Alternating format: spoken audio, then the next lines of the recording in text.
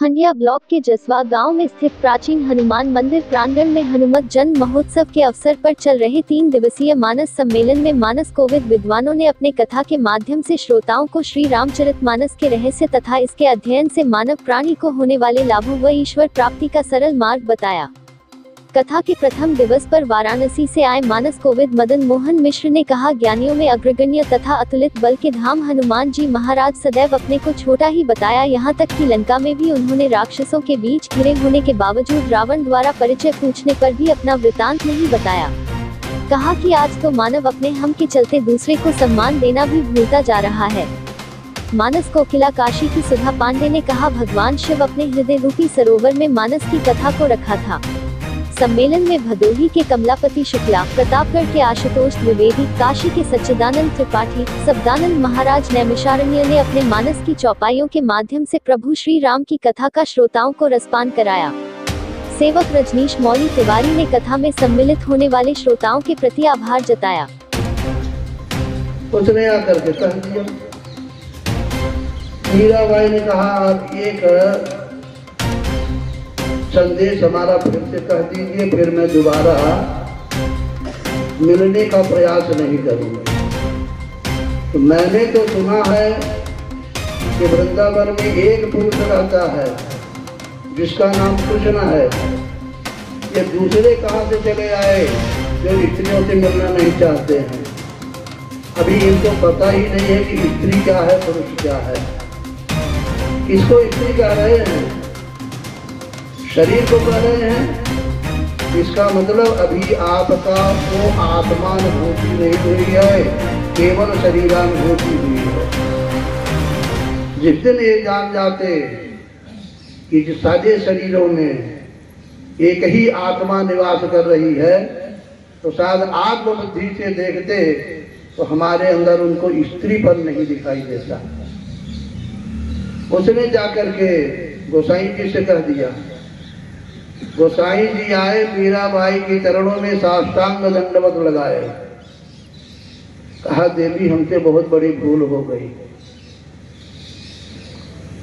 आज तक हमको गुरु महाराज ने भी जो उपदेश दिया उससे जो बोध नहीं हो पाया, आज वह बोध तुम्हारे वाणी वचनों के द्वारा हो गया। मैं तुमको स्त्री समझ रहा हूँ। स्त्री कौन है? ये शरीर है कि आत्मा है? आत्मा पुल्लिंग स्त्रीलिंग से परे होता है। इसी भेद बुद्धि को हम हटा दें स्त्री पुरुष का, उसका नाम ज्ञान होता है। हम कहने के लिए ज्ञानी, लेकिन वास्तव में ज्ञान मीराबाई तुम्हें है। अभेद दर्शनम ज्ञानम ध्यानम निर्विषयम मनः स्नानम मनोमल त्यागः शौचम इंद्रिय निग्रह। भेद बुद्धि का मिट जाना ही ज्ञान है।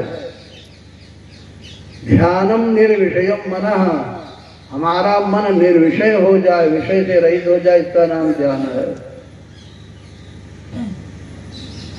ध्यानम निर्विषयम मनः स्नानम मनोमल त्यागः, मन की मलिनता का त्याग ही वास्तविक स्नान है।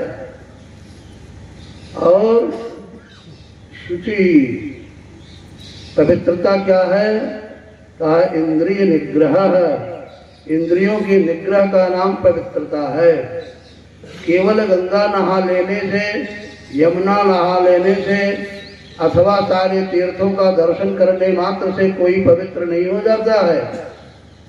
पवित्र किसको होना है? शरीर को पवित्र होना है कि इंद्रियों को पवित्र होना है? और इंद्रियां हमारी वैसे की वैसी बनी हुई हैं, तो काहे बात के लिए हम पवित्र हुए? आंखों में अपवित्रता है, दृष्टि हमारी सही नहीं है। कानों में अपवित्रता है, हम अच्छी बात सुनना नहीं चाहते हैं, नाच तमाशा सुनना चाहते हैं, देखना चाहते हैं। इसी प्रकार से वाणी से भगवान नाम का गुणानुवाद करना चाहिए, लेकिन हम गाली गलौज कर रहे हैं, अहंकार की भाषा का प्रयोग कर रहे हैं कि हमसे ज्यादा जानकार ही कोई नहीं है। हाथ पैर से संतों के पास जाकर के दर्शन करना चाहिए, लेकिन हम नाच तमाशा की ओर चले जा रहे हैं। कहाँ हमारे हाथ पैर पवित्र हुए हैं? इंद्रियां हमारी सब अपवित्र बनी हुई हैं। हम तीर्थ करके चले आए हैं और कह दिया हमसे चारों धाम कर आए। काहे बात के चारों धाम? चारों धाम क्या है ये भी पता नहीं है अभी लोगों को। हमारे अंदर मन बुद्धि चित्त अहंकार हैं, इन्हीं चारों को जो बस में कर ले तो चारों धाम हो गए। अगर ये बस में नहीं हुए तो आप 40 बार चारों धाम कर आइए, बाहर का कोई मतलब नहीं निकलता है। दूसरी बात, लोग कहते हैं कि सारे तीर्थ बार बार, लेकिन गंगा सागर एक बार। क्यों भाई? 2 बार कर लो तो पेशेंट पढ़ने लगेंगे, क्या नुकसान हो जाएगा? पेट खराब हो जाएगा। लेकिन हमको पता नहीं है कि ये गंगा सागर क्या है।